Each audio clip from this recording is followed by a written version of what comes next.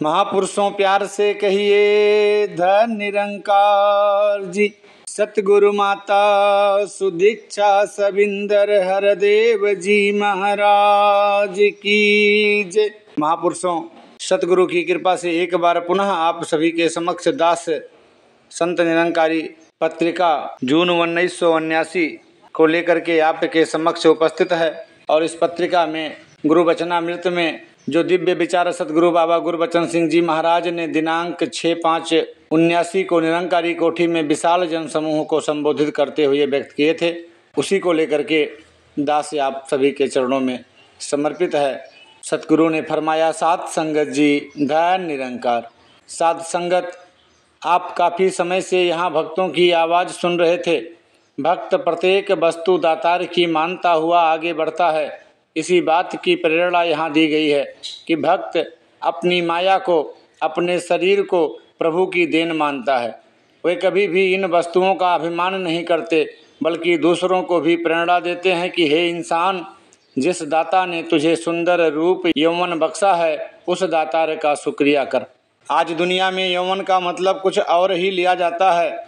अपनी बाजुओं का बल दिखाया जाता है, दिमाग भी दूसरों के लिए बुराई सोच रहा होता है और पांव भी दूसरों को हानि पहुंचाने की ओर बढ़ते हैं।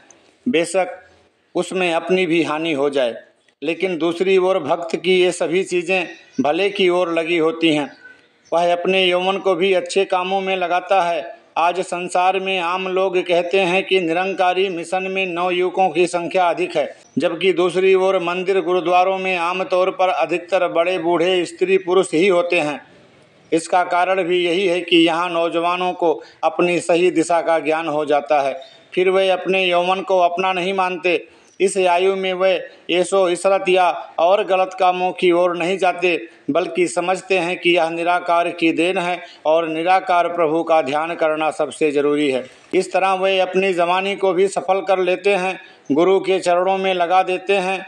वे कभी इस जवानी का मान नहीं करते और ना ही मन का मान करते हैं, बल्कि हर समय श्रद्धा एवं प्रेम से जीवन व्यतीत करते हैं।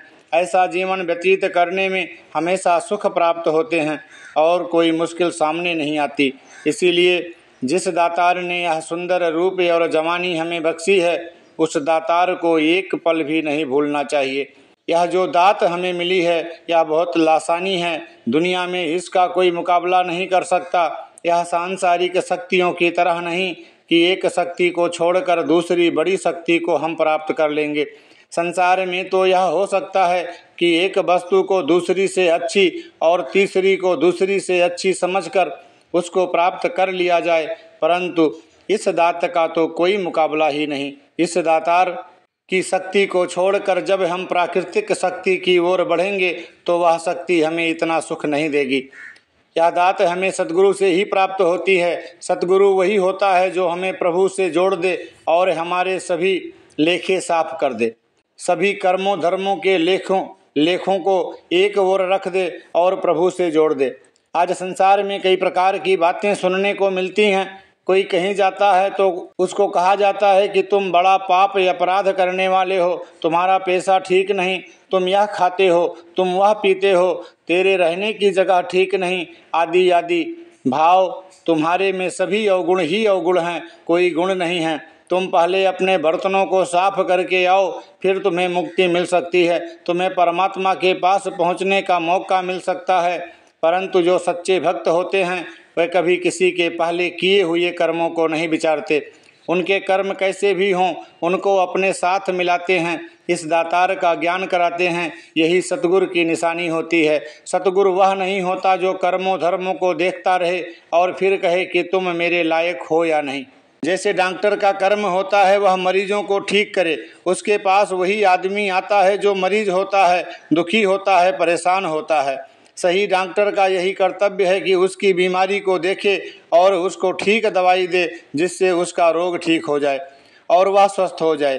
यह नहीं होता कि कोई स्वस्थ व्यक्ति उसके पास जाकर कहे कि मेरी बीमारी दूर कर दो। हाँ, वह अपने शरीर को और स्वस्थ रखने के लिए सलाह जरूर ले सकता है, परंतु बीमारी ठीक करने के लिए नहीं कह सकता, क्योंकि बीमारी उसको है ही नहीं। इसका भाव यह है कि डॉक्टर होता ही मरीजों के लिए है। इसी तरह सतगुरु भी संसार में दुखी, परेशानी और कर्म कांडों में फंसे हुए लोगों के लिए ही आता है। आज संसार के लोगों ने सतगुरु के प्रति हमारे मन में दूसरी भावना पैदा कर रखी है। आम कहा जाता है कि जो गुरु होता है वह पापों को तो बख्शा ही नहीं करता। जो पापी होते हैं, अपराधी होते हैं, उनको गुरु के पास ले जाना ठीक नहीं, क्योंकि उनके बर्तन ईर्ष्या, बैर और धोखे याद से भरे होते हैं। वास्तव में ऐसा नहीं होता। हमारे जितने बुजुर्ग यहाँ आए, उन्होंने ऐसी कोई परंपरा नहीं बनाई कि समाज से ठुकराए हुए लोगों को पास ना आने दिया जाए, बल्कि जिन्हें अपने घर वाले रिश्तेदार भी नफरत करते थे, उनको भी उन बुजुर्गों ने अपने साथ मिलाया। केवल मिलाया ही नहीं, बल्कि अपने बराबर का दर्जा भी दिया। ऐसे अनेकों उदाहरण हमें प्राचीन ग्रंथों में से मिलते हैं। ऋषि वाल्मीकि हुए, उनका रूप पहले ऋषियों जैसा नहीं था, बल्कि वह तो पहले लूट मार किया करते थे, परंतु जब गुरु की संगत मिली, महापुरुषों का मेल हुआ, तो उनका पहला जीवन बिल्कुल ही बदल गया। वह महर्षि कहलाए और कई ग्रंथों के रचयिता बने। इसी तरह भगवान राम जी के समय में भी हनुमान जी का इतिहास हमें नहीं बताता कि वह पहले कर्मी धर्मी थे या भीलनी बहुत कर्म धर्म करने वाली थी। उनमें केवल प्रभु के लिए प्रेम आया और वह प्रभु के सामने पेश हुए, अपने पापों और दुखों का वर्णन किया। प्रभु दयालु हो गए और उनका जीवन बदल गया। वह छोटी जाति भी बड़ी जाति में बदल गई। उसको यह विशेषता मिल गई जो किसी बड़ी जाति को भी नहीं मिलती। आज जहाँ भी जिक्र आता है तो भीलनी का आता है, हनुमान का आता है, बल्कि उनकी पूजा होती है। इसका कारण यही है कि वह अपनी अच्छाई लेकर प्रभु के सामने नहीं गए, बल्कि अपना तन मन धन जैसा भी था दातार को भेंट कर दिया और दातार ने उनको महान बना दिया। गुरु नानक जी के पास भी सज्जन ठग, कौड़ा राक्षस और भूमिया चोर जैसे लोग पहुँचे। भले ही वे बाद में भक्त बन गए, परंतु उनके पहले वाले कर्म भी साथ दिखाने पड़ते हैं कि ऐसे कर्मों के बावजूद भी वे भक्त कैसे बन गए। कौड़ा राक्षस, जिसका काम ही यही था कि वह जिंदा इंसानों को कढ़ाई में डालकर खा जाता था, ऐसा ही सज्जन ठग था। जब गुरु साहब उसके पास पहुंचे तो उसने देखा कि उनके मुख पर लाली है, कपड़े भी अच्छे दिखाई देते हैं, हाथ में गांठ भी है, इनके पास ये अच्छा माल नजर आ रहा है। वह उनके पीछे पीछे हो लिया, मीठी मीठी बातें करने लगा, अपने घर ले गया और ठगी मारने की कोशिश करने लगा। परंतु जब गुरु साहब का नाम सामने प्रकट हुआ, दातार का ज्ञान प्रकट हुआ और नानक साहब ने अपनी बातचीत से उसको मोह लिया, तो वह अपनी सारी ठगी भूलकर उनके वचन मानने लग पड़ा। इस दातार का ज्ञान प्राप्त कर सज्जन भक्त बन गया। इसी तरह और भी जितने हमारे पास प्राचीन इतिहास हैं, वो इसीलिए हैं कि हम किसी भूल में ना पड़ जाएं, बाहरी वेश में ना पड़ जाएं, किसी बाहरी वेश को ही सद्गुरु ना मानने लग पड़ें। सद्गुरु की निशानी सिर्फ यही होती है कि वह हमारे कर्मों धर्मों के हिसाब में नहीं पड़ता और हमें प्रभु से मिला देता है। सतगुरु शिष्य को सभी भूल भुलैयों में से निकालकर प्रभु दातार की पूजा में लगाता है। वह समझा देता है कि ये इंसान, संसार के सभी जीवों से तू बड़ा है, परंतु तेरा मालिक परमात्मा है। इसीलिए अपने आप को हमेशा नीचा मानकर प्रभु ज्ञान की प्राप्ति कर। ऐ इंसान, तेरा जीवन प्रभु परमात्मा से खाली है। यदि तुम्हें दातार याद नहीं आता, इसका ध्यान नहीं आता, तो इसका अर्थ है कि तुम्हारे भीतर अहम ने प्रवेश किया हुआ है। अहम के कारण इस महान शक्ति का अनुभव नहीं होता। जैसे जब हमें बुखार हो जाता है तो उसका इतना असर हो जाता है कि हमारी जुबान को हर चीज़ कड़वी लगती है। वह इंसान नहीं बदल जाता, बल्कि वह बुखार का प्रभाव हो जाता है। इसी तरह अभिमान से भरे हुए इंसान तुम्हें कभी भी भगवान प्यारे नहीं हो सकते। भगवान का ज्ञान कभी अभिमान से जागृत नहीं हो सकता। जब हम अभिमान त्याग देते हैं, ज्ञान प्राप्त करते हैं, तब ही भक्त बन सकते हैं। अभिमान के कारण मनुष्य प्रभु से विमुख हो जाता है, परंतु प्रभु हमेशा हर समय इसके पास रहता है। इसकी प्राप्ति का एक ही ढंग है, जब इंसान अपने मन की डींगें छोड़कर गुरु की शरण में आ जाता है तो उसको एक पल में जीवन मुक्ति प्राप्त हो जाती है। जीवन मुक्ति का भाव है कि इस संसार में रहते हुए पार ब्रह्म परमात्मा से अभेद हो जाना, इसको अपना आधार बना लेना। भक्त इसी तरह ही जीवन मुक्त होते हैं। किसी भक्त ने शरीर को छोड़ने के बाद यह नहीं कहा, बल्कि इस संसार में रहते हुए ही कह गए हैं कि हम मुक्त हो गए हैं। अब तो चढ़े सिंहासन मिलबो सारंग पानी, राम कबीरा एक भय हैं को न सके पछानी। भक्त इसी संसार में रहकर पार ब्रह्म परमात्मा की विशेषता का प्रचार करते हैं। ऐसे भक्त ही जीवन में मुक्त होते हैं। हमें भी इसी तरीके से संसार में रहते हुए ही मुक्ति प्राप्त करनी है और ये अपना लोक परलोक भी सुहेला करना है। सात संगत जी, धन निरंकार। इसी पत्रिका में आगे एक लेख लिखा है, माया त्याग नहीं समुचित उपभोग। माया के स्वरूप को जान लेने के बाद माया का सर्वोत्तम उपयोग क्या हो, इसको जानना बहुत जरूरी है। थोड़ी देर के लिए हम ज्ञान लेने से पूर्व की स्थिति पर विचार करें। हम माया के जाल में फंसे निरंतर भाग दौड़ कर रहे हैं, स्वयं को थका रहे हैं। हमारी आत्मा वास्तव में अपने अज्ञात प्रीतम से मिलने के लिए बेचैन है। वह इस क्षणभंगुर माया के जाल में फंसकर तड़प रही है। इस सत्य को ना जानते हुए भी हमें हर पल एक अनजाने अद्भुत आनंद की तलाश है जो हमारी प्यासी आत्मा को तृप्त कर दे। हम माया को भिन्न भिन्न रूपों में देखते हैं, निहारते हैं, स्वप्निल दृष्टि लिए उसे प्राप्त करने का संकल्प करते हैं, फिर उसे प्राप्त करने के अनथक प्रयासों में जुट जाते हैं। यदि हम उसे प्राप्त कर लेते हैं तो आनुपातिक दृष्टि से हमारी तृष्णा भी उतनी ही बढ़ जाती है। इच्छाएं पहले से अधिक बलवती हो जाती हैं। कुछ नई आकांक्षाएं हमारे हृदय में पनप उठती हैं, कुछ नए स्वप्न हमारी आंखों में तैरने लगते हैं और हम फिर उसी भाग दौड़ में स्वयं को व्यस्त कर लेते हैं। अंततः हम थक जाते हैं, शरीर तथा बुद्धि दोनों निर्बल पड़ जाते हैं। परंतु आकांक्षाएं विशाल राक्षस की भांति हमें ग्रसने के लिए मुख बाए खड़ी रहती हैं। इस पर हम यदि किसी अपर्याप्य वस्तु को प्राप्त करने का स्वप्न ले लें तो मानसिक कुंठा के सिवाय हमें कुछ भी प्राप्त नहीं होता। ज्ञान लेने से पूर्व हमारी यही स्थिति थी।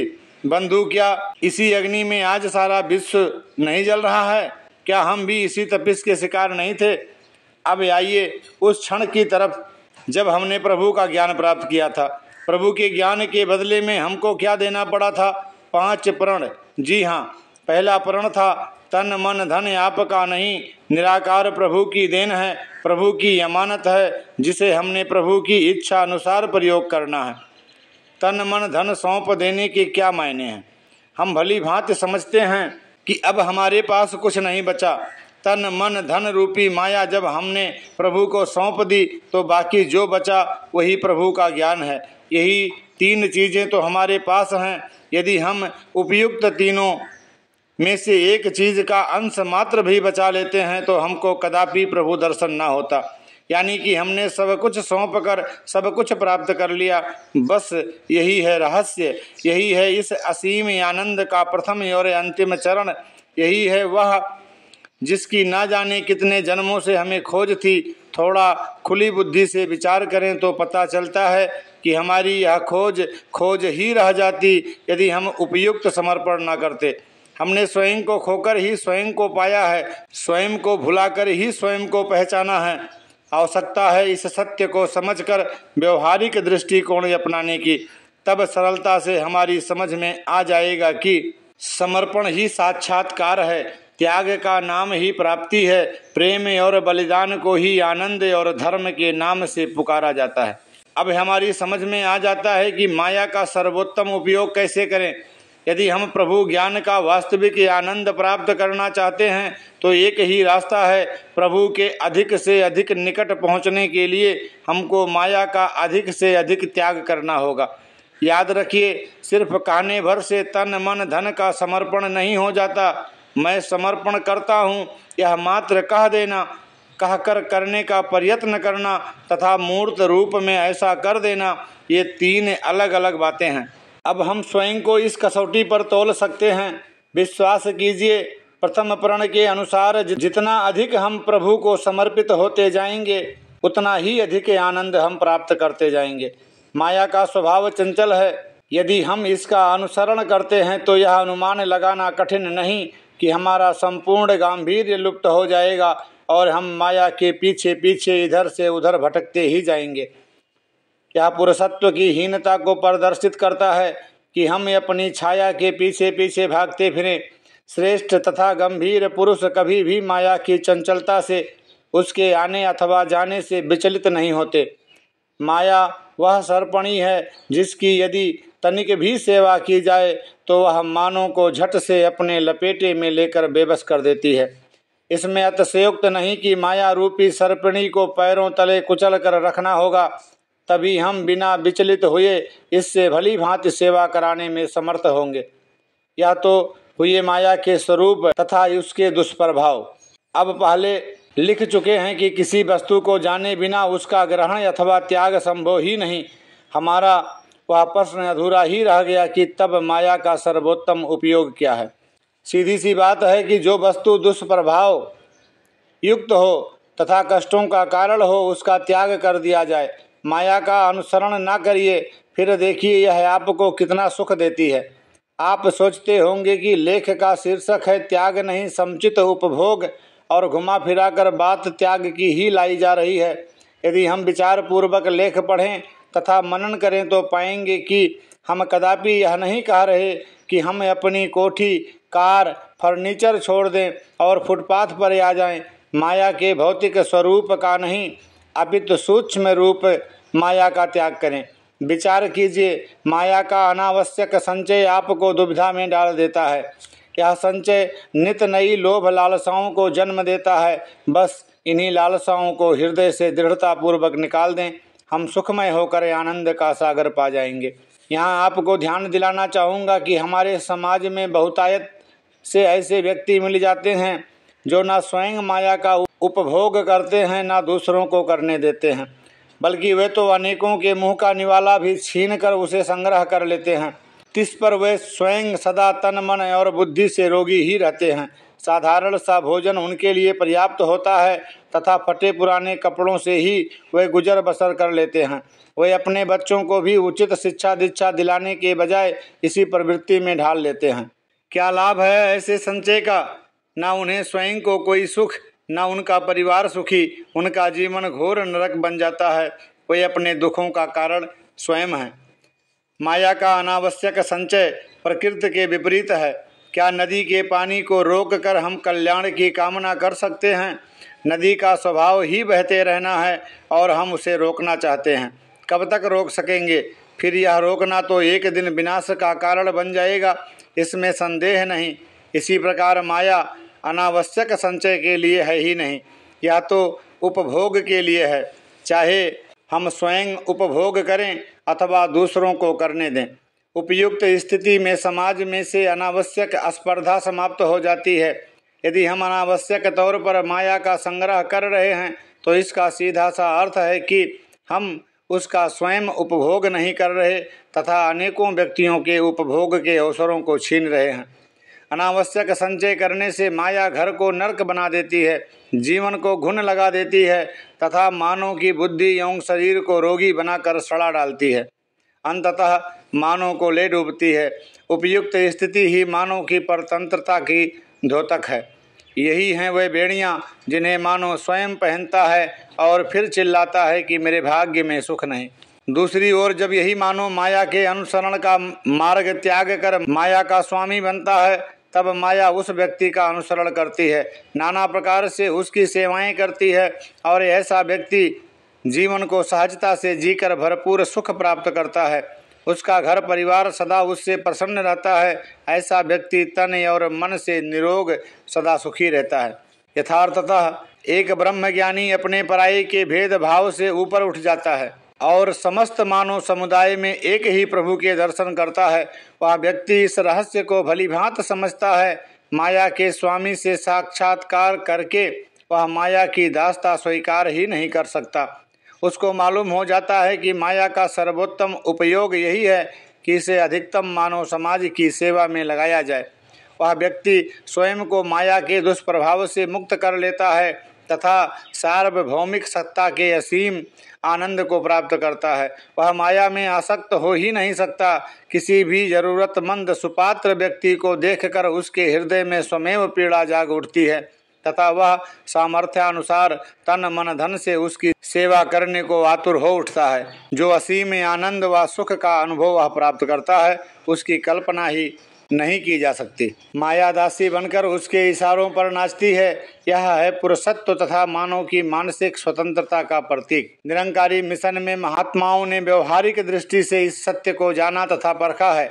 अतएव मानव को माया जाल से मुक्त करने की दिशा में सतगुरु ने ब्रह्म ज्ञानियों के लिए यही संदेश दिया है। सेवा यह आज की नई देन नहीं, प्राचीन काल में भी जब जब महान आत्माएं पीर पैगंबर अवतरित हुए तो उन्होंने मानव को पीड़ित देखकर उसे प्रभु का साक्षात्कार कराया और यही मंत्र दिया, सेवा। सेवा यह सब अपने अंदर गहराइयाँ समेटे हुए है। जितना जितना इस सागर में उतरेंगे उतना उतना ही हमें आनंद प्राप्त होगा। सुपात्र व्यक्तियों की सेवा करने से जो आनंद व सुख प्राप्त होते हैं उन्हें हजारों पुस्तकों या लेखों, कविताओं आदि में व्यक्त नहीं किया जा सकता। यदि कोई व्यवहारिक दृष्टि से सेवा के मार्ग पर चलना प्रारंभ करता है तो वह एक बारगी आनंद के उस स्वाद को चख ही लेता है। फिर तो वह व्यक्ति उस आनंद का इतना दीवाना हो जाता है कि स्वयं ही बार बार इस प्रक्रिया को दोहराता है। उसे खाने से अधिक आनंद खिलाने में मिलता है। पहनने ओढ़ने से अधिक आनंद नंगों के तन ढांपने में प्राप्त होता है। इसके अतिरिक्त अनेकों शारीरिक तथा मानसिक विकारों व कलेशों से मुक्ति प्राप्त करने के लिए सेवा अचूक औषधि है। आज कौन ऐसा व्यक्ति है जो विकारों तथा कलेशों से छुटकारा नहीं चाहता? जो मुक्ति चाहता है उससे कहिए कि दीन दुखियों की सेवा करके शारीरिक मानसिक स्वास्थ्य लाभ प्राप्त करे। सेवा बस यही है माया का यथोचित एवं सर्वोत्तम उपभोग, जिससे कि हम हर प्रकार का सुख व आनंद प्राप्त कर सकते हैं। बंधु, सेवा दिखावे की भी होती है जो सिर्फ प्रशंसा प्राप्ति के लिए ही की जाती है, तो ऐसी दिखावे की सेवा प्रशंसा ही दिला सकती है, अन्य कुछ हमको नहीं दे सकती। अंत में मैं यही कहूँगा कि सेवा लिखने से अधिक करके देखने की चीज़ है। आइए विश्व बंधुत्व की दिशा में सतगुरु हुजूर बाबा जी का स्वप्न साकार करने हेतु सेवा का अद्भुत आनंददायक मार्ग चुने। यह संसार सुखमय हो जाएगा। तब प्रत्येक समर्थ व्यक्ति अपने से कमजोर की मदद करने को तत्पर रहेगा। प्रत्येक समर्थ व शक्तिशाली राष्ट्र अपने से कमजोर राष्ट्रों को समृद्ध बनाने में जुट जाएगा। निश्चय ही ईश्वर भी इस पृथ्वी के मानवों पर प्रसन्न होगा। इससे आगे इस पुस्तक में एक लेख लिखा है, सतगुरु नाम तथा संगत की महिमा। बंदहु गुर पद कन कृपा सिंधु नर रूप हरि, महामोह तम पुंज जासु बचन रवि कर निकर। गुरु ही भगवान है जो सर्वत्र व्यापक है। हरि व्यापक सर बहत्र समाना, प्रेमत प्रगट हो ही मैं जाना। भगवान शंकर देवताओं से कहते हैं, जिस मानव रूप में हरि दर्शन देता है उस भक्त के लिए वही साकार रूप पूजा और भक्ति का स्रोत होता है। जैसे श्री कृष्ण भगवान ने अर्जुन को अपने निराकार व्यापक स्वरूप को अर्जुन को दिखाकर बताया कि मैं शरीर नहीं हूँ। अर्जुन ने श्री कृष्ण को साकार सद्गुरु मानकर सेवा की।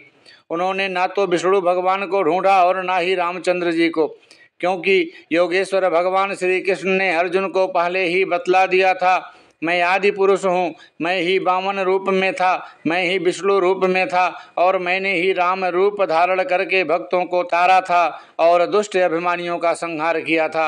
अतएव हे अर्जुन, तू मेरे इसी सगुण प्रत्यक्ष रूप का ही ध्यान कर, मैं तुझे संसार सागर से पार कर दूंगा। इस समय में भगवान कृष्ण, भगवान राम, श्री हरि, विष्णु तथा शंकर कोई भी मौजूद नहीं है। सभी अपना समसामयिक शरीर छोड़कर निराकार में लीन हो चुके हैं। अब आध्यात्मिक क्षेत्र में विद्यालय तथा किताबें ही रह गई हैं, तो अनपढ़ को विद्या कैसे समझ आएगी। पुस्तक के पन्ने लाखों बार देखते रहने के बाद भी अक्षर ज्ञान संभव नहीं है और ना ही वह विद्वान बन सकता है। उसे आचार्य की महती आवश्यकता है। तो क्या भगवान की प्राप्ति एक तत्ववेत्ता के सहारे के बिना संभव हो सकती है? नहीं। दुनियावी कर्म कांडों से मुक्ति कभी नहीं हो सकती। सतगुरु ही केवल मोक्ष का प्रदाता है। गुरु निराकार ब्रह्म है, इसे शरीरधारी मानव रूप में समझना भूल होगी।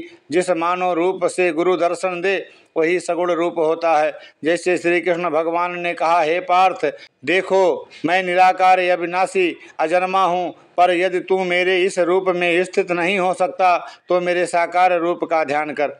यह अविनाशी निराकार प्रभु धरातल पर मानव प्रकट हो चुका है। पहचान क्या है? जैसे श्री कृष्ण भगवान को अर्जुन जानते थे, शरीर में जो कुछ भी अंधकार प्रकाश है सब मिथ्या है, अतः शरीर के नाश होने पर जो सत्ता बचती है, सदा कायम रहने वाला स्वरूप वही ब्रह्म है, जो शरीर के रहने पर अंदर बाहर व्यापक है और शरीर के नाश होने पर भी इस सत्ता को ज्यों का त्यों कायम रहना है। इस सृष्टि का आदि और अंत ईश्वर है। यह सारा संसार ईश्वर में परछाई की भांति रहता है, वास्तविक नहीं है। रामचरितमानस के अनुसार, जेहि जानई जग जाय हेराई, और जागे ये पथ स्वप्न भ्रम जाई। अगर शरीर सत्य होता तो राम कृष्ण विष्णु सभी सा शरीर आज भी विद्यमान होते। प्रभु वास्तव में निराकार था, है और आगे भी रहेगा। आज इसके साकार स्वरूप का नाम सतगुरु बाबा गुरबचन सिंह है। आज इनकी ही शरण लेकर भौतिक दैहिक दैविक तापों का अंत हो सकता है। मज्जन फल पे खऊ तत्काला, काके हो ही पिक बकहु मराला, सुनि आश्चर्य करय जन कोई, सतसंगत महिमा नहीं गोई। वाल्मीक नारद घट जोनी, निज निज मुखन कही निज होनी, दैहिक दैविक भौतिक तापा, राम राज्य काहू नहीं व्यापा। राम साकार सद्गुरु को कहा जाता है और नाम निराकार स्वरूप को। इस प्रकार सद्गुरु से नाम धन प्राप्त कर ब्रह्म ज्ञानियों की संगत निरंतर करते रहने से ही मुक्ति की प्राप्ति होती है। इसके आगे इस पत्रिका में एक लेख लिखा है, मनन करें। दातार प्रभु की असीम कृपा से आज हमारा मिशन विश्वव्यापी मिशन का रूप ले चुका है। धर्म सत्य और शांति से प्यार करने वाला हर मनुष्य अब हमारे मिशन की जानकारी प्राप्त करने के लिए उत्सुक है। ऐसे समय पर संभल कर चलना हम गुरसिखों का भी कर्तव्य बन जाता है। इसमें कोई संदेह नहीं कि हमारे सर पर समर्थ गुरु का हाथ है और हम दातार सद्गुरु की अनुकंपा से आत्मिक आनंद की चरमावस्था को छू चुके हैं। परंतु गुरसिख अपने आनंद में ही विभोर रहना पर्याप्त नहीं मानता। गुरसिख की सदा यही अभिलाषा रहती है कि जो कोई भी उसके निकट आए अथवा जहाँ कहीं भी कोई है उसे भी वही आत्मिक आनंद प्राप्त हो और वह भी मानव कल्याण के अभियान में सहयोगी बने। इस लक्ष्य की प्राप्ति के लिए हम गुरसिखों को कुछ बातों का विशेष ध्यान रखना होगा। हम सभी जानते हैं कि संसार के पास चर्म दृष्टि है, ज्ञान दृष्टि नहीं। इसलिए हमें सचेत होकर मन वचन और कर्म से अपने बोल और चाल को उस सांचे में ढालना होगा जैसा कि निरंतर हमारे सतगुरु बाबा जी हमें आदेश उपदेश देते चले आ रहे हैं।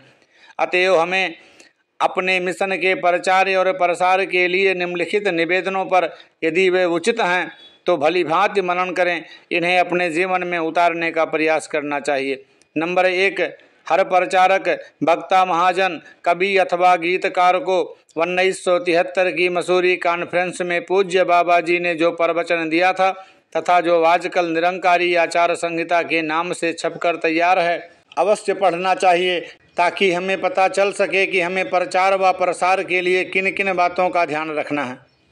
नंबर 2, वैसे तो हमें श्वास श्वास दातार निरंकार का स्मरण करना चाहिए, परंतु प्रातः जागते समय और रात को सोते समय अथवा जाने अनजाने कभी कोई भूल चूक हो जाने पर अवश्य ही थोड़ी देर के लिए एक मन एक चित्त होकर निरंकार प्रभु का स्मरण करना चाहिए।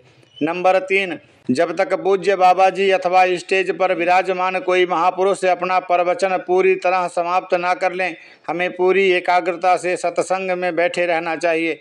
प्रायः होता यह है कि शब्द की अंतिम पंक्ति कहे अवतार आया नहीं कि हम आपस में बातचीत करना या अपना स्थान छोड़ना आरंभ कर देते हैं।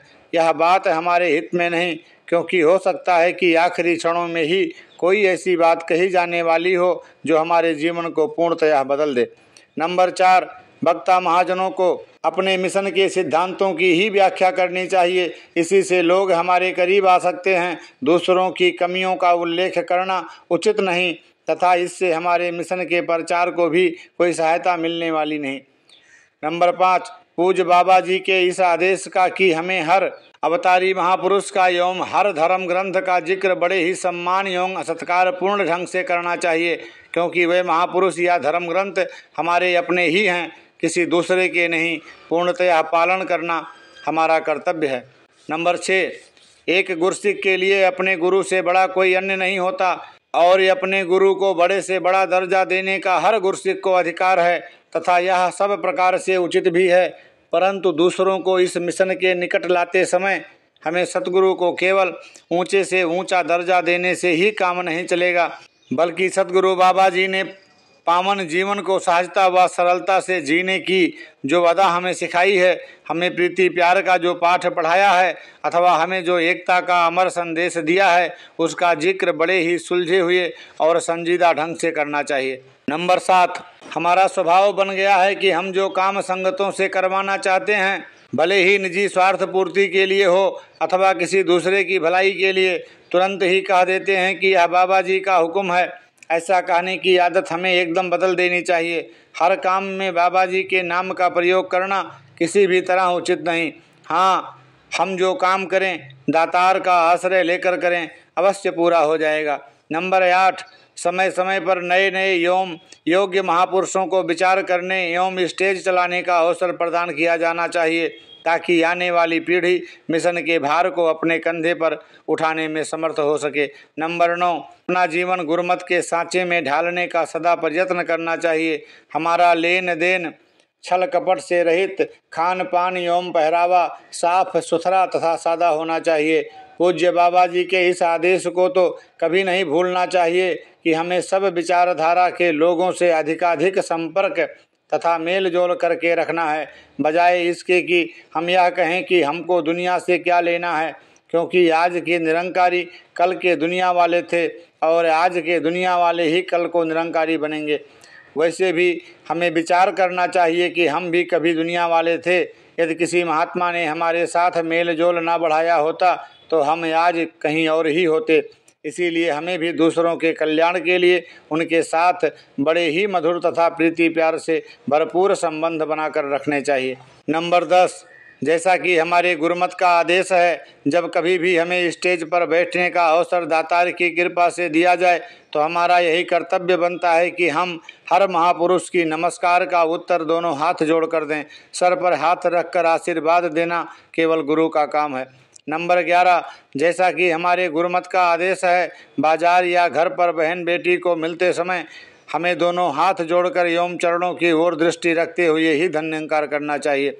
नंबर 12, स्टेज के निकट हमें जमघट करने की बजाय संगत में अनुशासन पूर्ण ढंग से दत्तचित्त होकर बैठना चाहिए। स्टेज के निकट आवश्यकता अनुसार 1-2 महापुरुष ही रहें, ताकि स्टेज पर विराजमान प्रचारक महापुरुष का संकेत पाकर सेवा की जा सके। नंबर 13, पूज्य बाबा जी माता जी के सत्संग में पधारने पर हमें अपने अपने स्थान पर खड़े होकर दिव्य जोड़ी का स्वागत करना चाहिए। नंबर 14, प्रयत्न यही किया जाना चाहिए कि स्टेज पर उसी महापुरुष को बैठाया जाए जिसे उस दिन विचार करनी हो। थोड़ी थोड़ी देर बाद महापुरुषों को स्टेज पर बैठाना उतारना अच्छा नहीं लगता।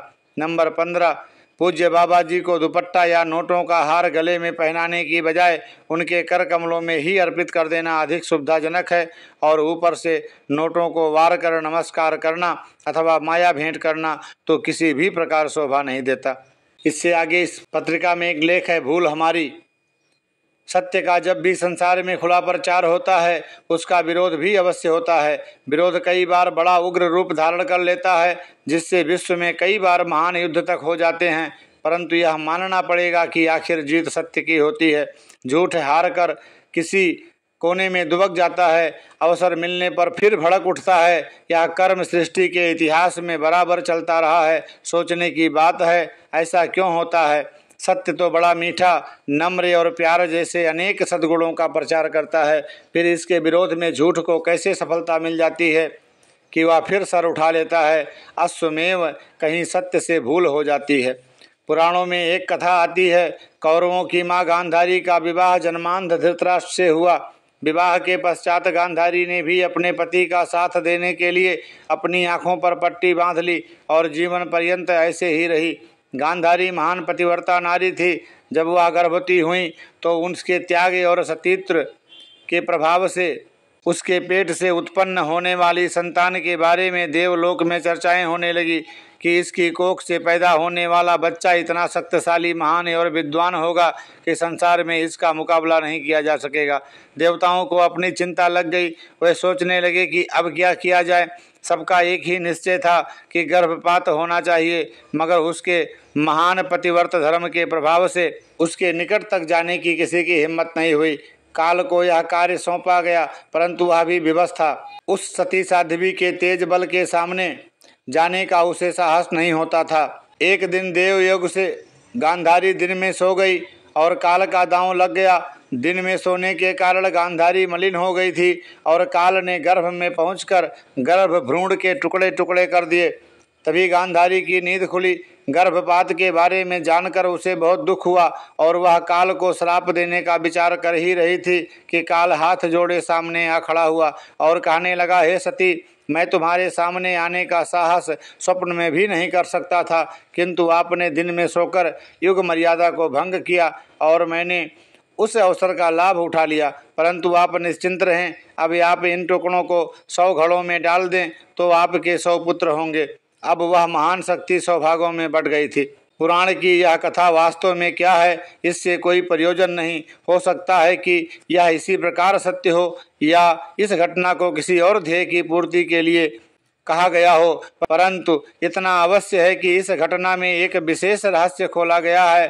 वह यह है कि सत्य मार्ग कितना जटिल है। यदि इसमें कहीं जरा सी भी चूक हो जाए तो झूठ ताक में बैठा रहता है। यही कारण संभवतः सत्य और झूठ के संघर्ष में निहित है। अब इसी संदर्भ में हम सोचें कि कहीं हमने भी कभी कोई ऐसी भूल तो नहीं की जिससे झूठ के साथ हमारा संघर्ष चल पड़ा हो। अवश्य ही हमसे कहीं भूल हो गई है। सतगुरु बाबा जी ने भी कई बार हमें उस भूल का संकेत दिया है। गुरु की आज्ञा का उल्लंघन, नम्रता का त्याग, कटु शब्दों का प्रयोग और संत जीवन की गंभीरता में मजाक आदि आज भी युग की मर्यादा के प्रतिकूल है।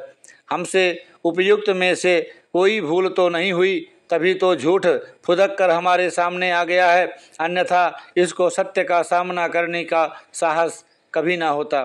खैर, भूल तो मनुष्य का स्वभाव है, हमसे भी हो गई होगी और यह भी हमारा सौभाग्य है कि इस समय भूल सुधार करने वाला साक्षात सद्गुरु हमारे बीच है। इस समय विरोध की काली आंधी छटने वाली है और सत्य का सूरज फिर अपने पूरे यौवन पर आकर चमकने लगा है। परंतु हमें यह अवश्य याद रखना है कि हम प्रयत्न करें, सद्गुरु से वरदान मांगें और निरंकार प्रभु से दया की भीख मांगें, ताकि हम अपनी मर्यादाओं को सदा याद रखें। मीठी वाणी, सद्विचार, प्रत्येक मानव के प्रति प्यार, सत्कार और सेवा की भावना हमारा जीवन हो, ताकि फिर कभी झूठ हमारे सामने खड़े होने का साहस ना कर सके। दास इस वीडियो को यहीं पे विश्राम देगा। इससे आगे के लेख जो इस पुस्तक में हैं और भी जो पुरानी पत्रिकाएं हैं उसे लेकर के आपके श्री चरणों में अगले वीडियो में प्रस्तुत होगा। इसी याचना कामना प्रार्थना के साथ कि इस वीडियो को बोलने के दरमियान जो भी शब्द दाएं बाएं गए होंगे उसे आप मेरी धृष्टता समझ करके मुझे क्षमा कीजिएगा और अपनी कृपा दृष्टि, दया दृष्टि दास पर और दास के पूरे परिवार पर बनाए रखिए, जिससे दास भी सतगुरु के इन दिव्य पावन पर वचनों पर अपने मन को लगा करके इसे सत वचन मान करके अपने जीवन में अमली जामा पहनाता जाए और एक सच्चा गुरसिख बन के, एक संत बन के, एक गुरुमुख बन करके इस जिंदगी के बची हुई सांसों के सफ़र को पूरा कर पाए। इसी याचना कामना के साथ कि हे दीनदयाल सच्चे पातशाह सतगुरु माता सुदीक्षा सविंदर हरदेव जी महाराज, जो कुछ भी भूलें हैं, जो कुछ भी नादानियाँ हैं, जो कुछ भी नासमझी हैं, जो अब तक दूर ना हुई, उसे आप दया करो, कृपा करो, वो दूर हो जाएं। और सबसे बड़ी भूल, सबसे बड़ी नादानी दास की यही है कि दास आपको एक साधारण इंसान, एक साधारण शरीर मान करके व्यवहार करता है। जब तक हम आपको साकार सतगुरु निरंकार का साकार रूप पूर्ण ब्रह्म नहीं मानते, तब तक ये आपकी किसी भी लीलाओं को हम उस नज़रिए से नहीं देख सकते जिससे आप दिखाना चाहती हैं। तो अपने और सभी संत महापुरुषों के लिए यही याचना कामना कि हे दीनदयाल सतगुरु सच्चे पातशाह दया करो, कृपा करो, मेहर करो, बख्शीश करो कि हम सभी आपके बताए हुए आदेशों और उपदेशों पर अपने जीवन को चला पाएं। सतगुरु माता सुदीक्षा सविंदर हरदेव जी महाराज की जय। महापुरुषों प्यार से कहिए धन निरंकार जी।